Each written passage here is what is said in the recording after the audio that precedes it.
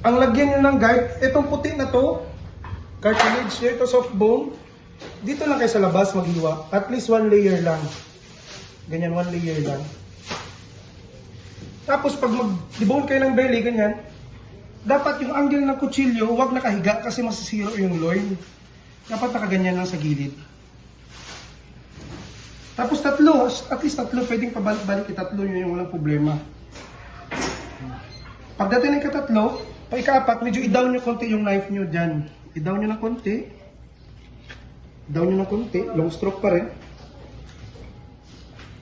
Tapos dito, wala naman yung buto dito. Dito sa atin.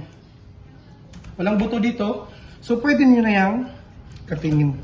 Walang problema kahit may laman yan na konti. Tapos dito, careful kayo. Dapat dahan-dahan lang. Tingnan nyo yung shape dito, sir. Pakita mo, sir. Yung shape dyan, nagabaganyan. So yan yung susundin nyo ng knife nyo. Dapat padahan-dahan lang. Ganyan lang muna. Ganyan. Tapos long stroke, ganyan. Idikit lang. Tapos huwag masyadong dikit. I-relax lang, idikit ganyan. Tapos ganyan lang. Long stroke lang. Tapos dito, huwag na i-ganyan masyado. Kasi yung angle ng knife nyo pag ganyan na. Dapat nakaganyan lang para di masira yung belly. Ganyan. Tapos continue, huwag nyo na tingnan doon. May guide naman kayo, diretso lang dyan.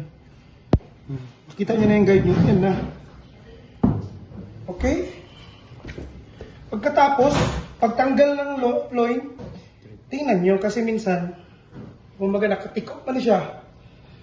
So, straight na to siya, parang belly, dili maguba. So, straight, kuhaan ko ni Gama, straight na to. Kaya ano na to, pwede, hindi na, diretso sila lang. Straight na lang. Okay? So, ganyan ang belly.